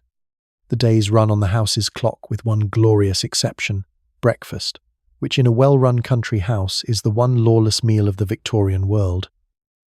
Dishes on the sideboard, guests drifting down when they please, serving themselves, no procession, no precedence, a daily hour of astonishing informality that everyone treasures and nobody extends, because by luncheon the code is back on duty. Ladies are walked, driven, shown the gardens and the church. The gentlemen shoot.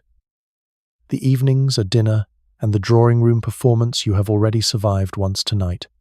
And on the last morning comes the ritual the guidebooks handle in a whisper, because it is about money and therefore technically invisible. The veils, the tips, sovereigns and half-sovereigns distributed to the servants who have carried your cans and pressed your gowns, the amounts fixed by a tariff, printed nowhere, and known to the shilling by every guest and every servant in England, and a departing guest who underpays the valet, has ended her visit with a message every bit as legible as a folded corner, and rather less forgivable. Before the court convenes, learn the code's own vocabulary for women who lean on its fences, because the words are a map of exactly where the fences run. The mildest is forward. For the girl who speaks before spoken to, laughs a shade freely, puts herself up. Past her is fast. The great mid-century word, for the girl who rides too boldly, talks slang with her brother's friends, is seen where she need not be seen. Fast implies velocity, a girl outrunning her chaperones in some not quite specifiable way, and it can be survived, with care, if the family is good and the girl reins in. The hunting girl sits in a special category the code cannot resolve. Since courage on horseback is half admired and half alarming, and the smoking question is not yet a question at all, a cigarette in female fingers belonging, this decade, to Bohemia and to certain grand eccentrics the rules never quite reached. And notice, Clara, the shape of the whole lexicon, every word in it, forward, fast, loud, bold, describes energy, not vice, energy. The code's fences are all built across the same field, which is the field of a girl doing anything at speed, at volume, or first. And the girls the words are aimed at are, to an observation, the ones with the most life in them, which is why so many of the old ladies you will love best in your long life, the formidable ones, the funny ones, the ones with the atlases, will confess to you, at the right hour, with the right sherry, that they were called fast in 1860-something, and that they have never entirely stopped being proud of it, which brings us, gently, because it is late and this is the heaviest door in the house, to the court where the code tries its cases, and the first thing to know about that court is that it has no room, no bench, no robes, and no hours. It is made entirely of talk. Its opening formula is, it is said, and its verdicts are delivered in the passive voice. One has heard things, her name has been mentioned. Nothing was actually seen, of course, and the genius of the construction, the reason it has survived every century, including yours and mine, is that a sentence with no author cannot be answered. You may deny a fact.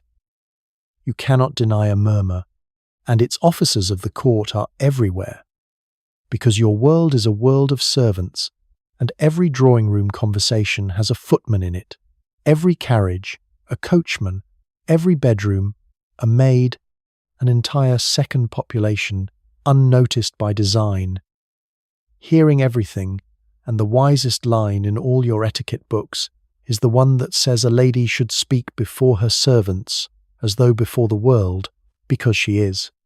The court even has a name, and you should learn it, because it is the truest character in this whole episode and she does not exist. Her name is Mrs. Grundy. She began as a joke in an old play, a neighbour who never once appears on stage, invoked in one repeated line, "What will Mrs. Grundy say?" and your century picked her up and made her its invisible empress. Everyone speaks of her. The newspapers editorialize against her tyranny while obeying her to the letter. What will Mrs. Grundy say is how the code refers to itself when it is being honest, and the genius of her is that she is nobody, unfindable, unanswerable, the personification of the fact that the watcher every lady dresses for, defers to, and dreads is not any actual person, but the composite gaze of everyone, compiled and installed in her own head by about age 11. Lady Wraxall, at least, exists, and can be charmed, and takes sugar in her tea. Mrs. Grundy cannot be charmed, because she is made entirely of what everybody supposes everybody else expects. And the day a woman stops consulting her, which individual brave women keep discovering one at a time down the whole length of your century, it turns out there was no one in the chair at all, and the court has lately acquired a new instrument. Small, shiny, and troubling. The photograph. The carte de visite craze is a generation old now, everyone from the Queen downward having sat for the little card portraits, and albums of them lie on every drawing room, table in England, family, friends, celebrities purchasable at the stationers, bishops, actresses, princesses, arranged side by side in Morocco leather with a democracy that would have astonished your grandmother. But for a lady, the little cards carry a live question the code is still arguing about, because a photograph, unlike a reputation, can travel without her. The beauties of the age have found their faces printed and sold in shop windows to anyone with a shilling. The famous professional beauties, whose carts outsell the royalties, and society cannot decide whether such a woman is celebrated or spent, discussed in every drawing room by people she will never meet, her face public property while her acquaintance remains strictly private. For you, the rule is simpler, and Julia has already stated it. A lady gives her photograph to family and intimate friends, and a gentleman, not one's fiancé, who asks for a lady's likeness has asked for something he has no license to keep, the little card being, in the code's eyes, a piece of her presence, portable, permanent, and utterly beyond recall once given. And if any of this, Clara, the anxiety about one's image travelling to strangers, the argument about whether visibility is glory or ruin, sounds to you like a conversation your listener's century is still having on small glowing screens at 2 a.m, then good. You are paying attention, and the code sends its regards. We will not spend long on what happens to the woman the court convicts, because tonight is for sleeping. But it must be said once, plainly, for everything else to weigh true. For a man of your world, most verdicts are whether a rake is received, a scandal blows through a club and out the other side. The divorce court itself, as we saw, was built with a door for him and a wall for her. For a woman, one proven indiscretion, sometimes one unprovable murmur, can close every drawing room in a county in a fortnight. And what has actually been taken from her, when the cards stop coming and the calls stop being returned and the invitations dry to nothing, is not amusement. In a world where women cannot hold office, practice, or, mostly, earn, the web is the entire economy. And exile from it is destitution of a kind the law never has to write down. That is what every mother at every ball is actually guarding, Clara. That is the cold fact under the chaperones and the counts and the corner-folded cards, and it is why the guards are women. The future will sometimes tell this story as women policing women out of smallness, and the future should be made to sit in this carriage a while. The wardens were guarding the only vault their daughters were legally allowed to keep anything in. You may indict the bank, Clara, with my blessing. Acquit the tellers. Before the last uniform, spare an hour for the women the market never matched, because the code has a whole quiet wing for them, and your century, with characteristic delicacy, has been discussing them in the reviews under the heading of the redundant woman. The censuses keep finding what nobody wishes found, that England contains hundreds of thousands more women than men, emigration and empire, and the army having carried the brothers abroad, so that by pure arithmetic a great many gentlewomen will never marry, through no failing of theirs, in a world with exactly one career open to gentlewomen. The grand essayists propose solutions with perfectly straight faces. Assisted emigration of the surplus ladies, to the colonies being seriously and repeatedly advanced, as though the daughters of Shropshire were a harvest to be warehoused. And meanwhile, the actual unmarried woman gets on with the actual life the code allows her, and it is narrower than yours, and you should see it without flinching.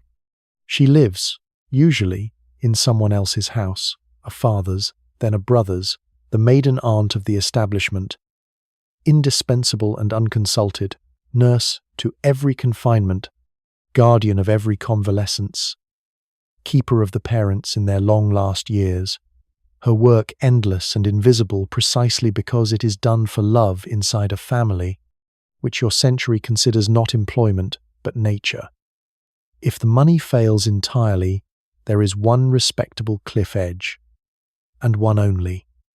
She may become a governess, or a companion, a lady hired by ladies, suspended in the exact crack between the drawing-room and the servants' hall, belonging to neither, resented gently by both, and the age knows it has built something cruel here, because the age cannot stop writing novels about her, and yet, and file this beside the merry widow, the spinster of independent means, the one whose settlement or legacy held, is another of the code's accidental free women, no husband to cover her in law, her property her own, her time her own, her travels her own, and some of the most learned, most travelled, most quietly consequential English women of your century will be exactly these, the unmarried aunts with the atlases, and their nieces will remember them, decades on, as the first free women they ever saw at close range.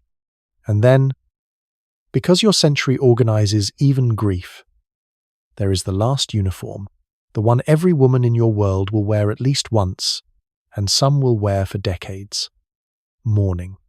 When death comes to a family, the women put on its livery, and the livery has regulations of astonishing precision. For a widow, the books prescribe roughly 2 years, and a wardrobe in stages. Deep mourning first, a year and more, dull black head to foot, the dress crusted in crepe, that stiff, crimped silk with all the light pressed out of it, a widow's cap, a veil to the waist, jet for the only jewellery, and ornaments woven from the dead man's actual hair, which your century finds not macabre, but tender, a way of keeping a person literally close. Then second mourning, the crepe retreating to trimmings, then half mourning, when colour is allowed back in through a narrow gate, and the permitted shades are grey, lavender, and mauve, and if that list sounds familiar, Clara, it should. They are the very colours the ladies wore to the great royal wedding 2 episodes ago, the Queen's court being permanently dressed at the border of grief. The durations scale down the family tree.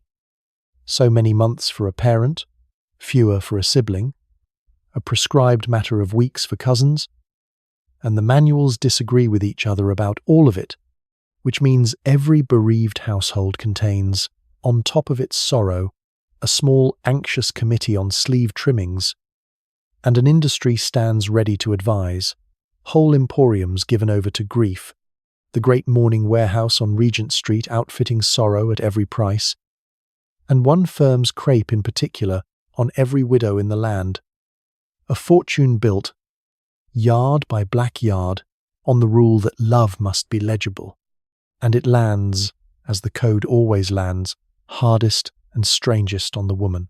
A widower in your world mourns briefly, marries again when he likes, and is called sensible.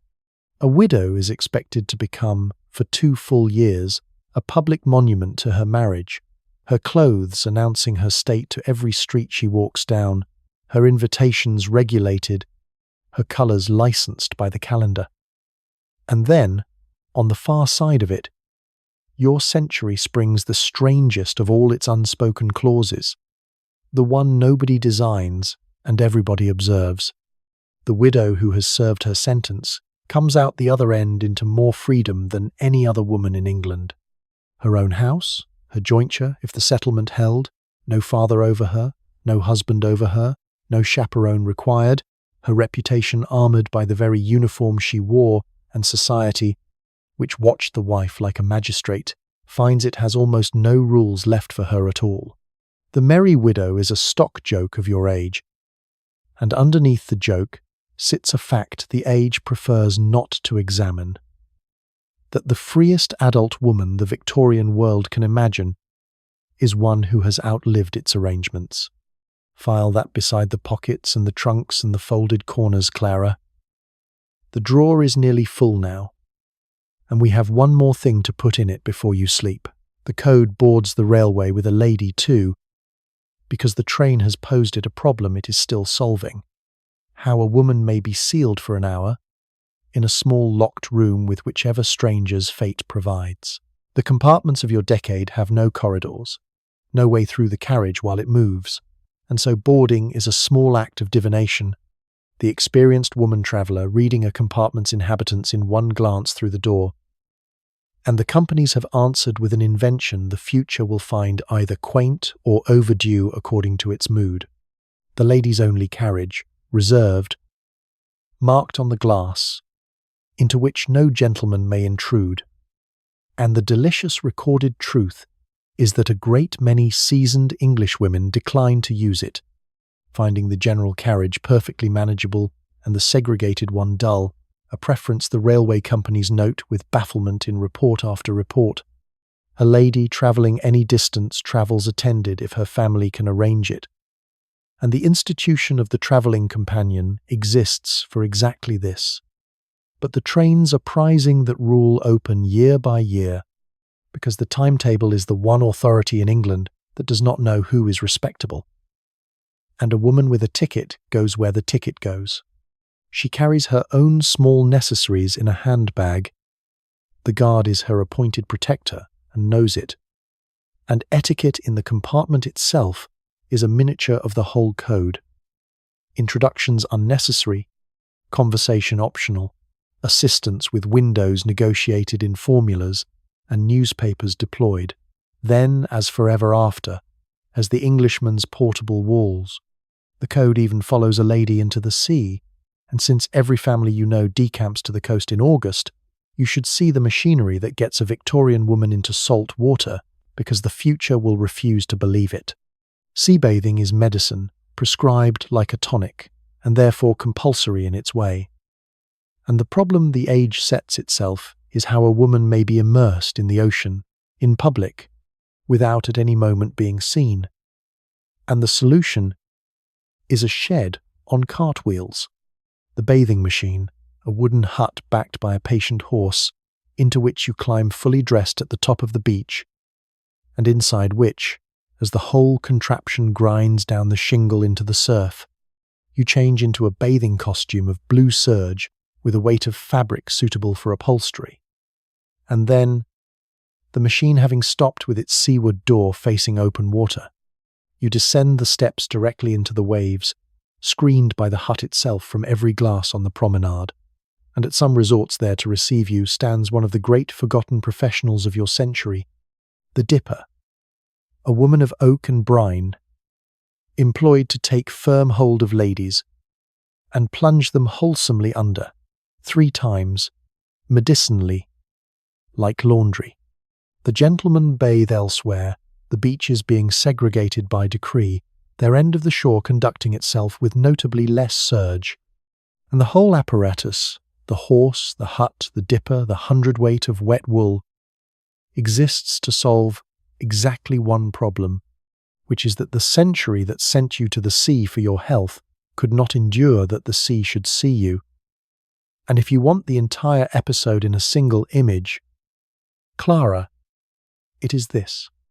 A row of wheeled sheds standing in the English surf, each containing one woman, perfectly alone at last, up to her neck in the one chaperone that never reports back, and some of them, the letters admit it, staying in far longer than the doctors required, because the code, for all its confidence, is standing on ground that has already started to move. And from your Thursday in 1875, you can see the cracks if you know where to look. And tonight, drowsy as you are, you know where to look. 6 years ago, outside Cambridge, a handful of women opened a college of their own. 5 students at the start, in a hired house, and the newspapers treated it as somewhere between a marvel and a music hall joke. And the joke is still being made at dinner tables this season, and the college is still there, growing, not caring. The first women have already sat, informally, unofficially, the men's examinations, and done inconveniently well. There is a woman in London this year, Clara, with a brass plate on her door and patients in her waiting room, and the plate says physician, and her existence required approximately the following: finding the one licensing body in the kingdom whose charter had forgotten to say men only, qualifying through it before the door was slammed, which it promptly was, behind her, and enduring a decade of editorials proving from first principles that medicine would ruin her constitution and her character, neither of which consented to be ruined. She will not be alone much longer, because last year, in London, a medical school for women opened its doors, 12 students, and a building, and a faculty of the brave, and the hospitals are refusing the ladies their wards, and the examiners their examinations, and the ladies are declining, politely, and then less politely, to go home, and the whole apparatus of no is failing in the way you have watched things fail all episode, which is slowly, expensively, and then all at once. In London there are offices this year containing a machine called a typewriter, and within a generation that machine will do what no reformer managed, pulling thousands of respectable, unmarried women out of the drawing room and into paid work the code cannot quite call disgraceful, because it is so new the code has no rule for it. And newness, Clara, is the one solvent the code has never resisted well.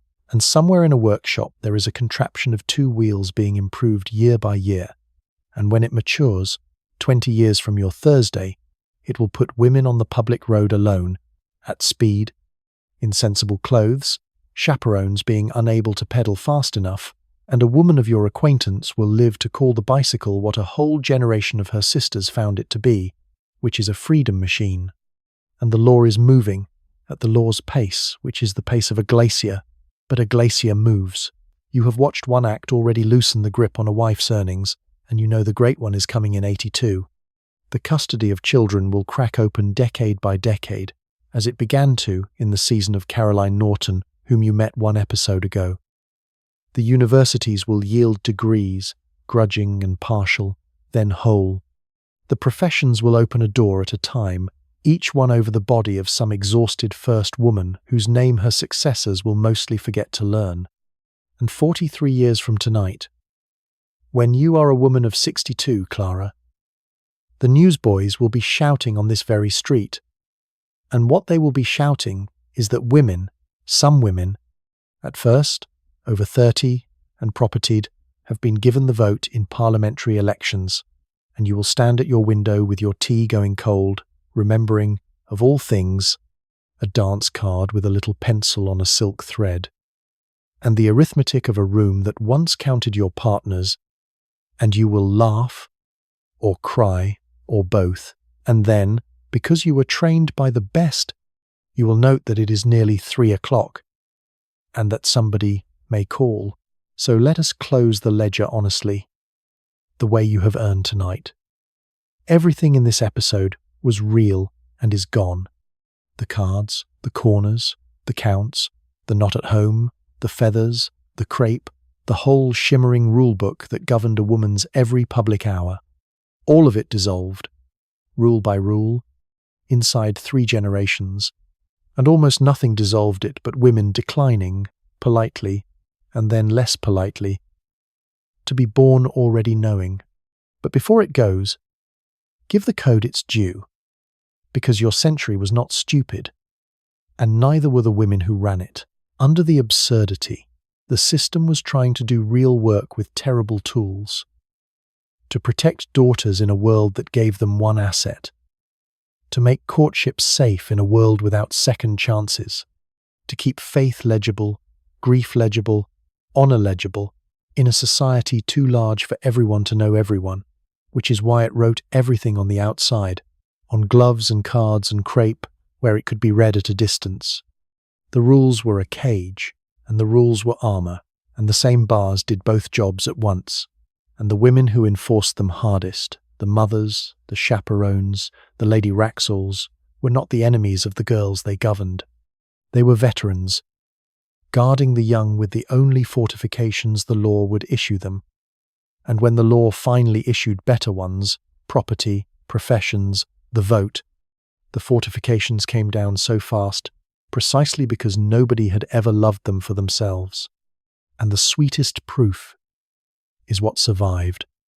Strip away everything tonight that existed to guard the asset, and look at what your century keeps of Clara's world, the thank you note, the introduction of one friend to another, flowers after a lovely evening, rising when someone enters, the instinct not to discuss money at dinner, and the deep, ineradicable English conviction that the weather is always a safe place to stand. Etiquette outlived the emergency that built it, Clara, and turned back into what it was underneath all along, which is simply kindness with good posture. And every time your century rights bring nothing but yourselves on an invitation, it is Julia's drawing room speaking, softened by 150 years, saying what the code was always trying to say under all those rules. You are expected, you are provided for, come in. And so, the honours. And tonight they are all women, which feels right. To your sister Julia, and every married sister and aunt and family friend who spent her own hard-won freedom standing against ballroom walls till 2 a.m, guarding somebody else's. To the mothers, portfolio managers of the impossible, who enforced the rules because they had once been ground through them, and who wanted, every single one of them, exactly one thing, which was that their daughters be safe in a world that made safety so expensive. To Lady Wraxall and all the arbiters, terrifying, unpaid, and more often right than the age deserved. To Susan and every maid who laced, pinned, carried the parcels, walked the 2 paces behind, and heard everything. And to the wisdom of speaking kindly in front of her, which was only ever plain decency wearing a rule's clothing. To the girls who sat out the 3rd dance, and the girls who did not and paid the room's arithmetic for it, and the wallflowers rescued by good hostesses, and the ones nobody rescued. To the widows in their 2 years of black, and the strange, bright liberty on the far side of it. To the 5 students in the hired house outside Cambridge, and every inconveniently excellent examination they sat. And to the women who folded the corners of 10,000 small white cards, saying, I came myself, in the only alphabet the age would lend them, and who ran, from their drawing rooms, without one office or ballot or byline among them, a fair portion of the actual world. As for you, my friend, listening in the dark on the far side of all those drawing rooms, take the inventory. Nobody is watching you. Nobody is counting your dances. You may walk down any street you please tomorrow, alone, at any hour, carrying as many parcels as you like, and speak to strangers you were never introduced to, and contradict anyone at any table, and sign your own name to your own money, and wear whatever colour your grief or your joy suggests. And not one drawing room in the world can close against you for any of it. Every unspoken rule in this episode was, in the end, spoken aloud by somebody brave, which is the only way unspoken rules ever die, and the silence you are lying in tonight is not the silence of a house holding its breath over a card tray. It is just quiet, the ordinary luxurious quiet of a century that lets you be unobserved, and you may spend it however you please, which is, if you think about it, the entire prize the whole long story was playing for. So let the ballroom empty. The candles are being snuffed along the walls, the carriages are rolling away down the wet street one by one, and the chaperones are handing in their arithmetic, and somewhere upstairs a girl of 19 is asleep already with her hair still half-pinned, examined and passed, dreaming of nothing in particular, which is the best thing there is to dream of. Let your jaw go loose. Let your hands unclench. There is no card on the tray with your name on it, and there is nowhere at all you are expected to be. Good night.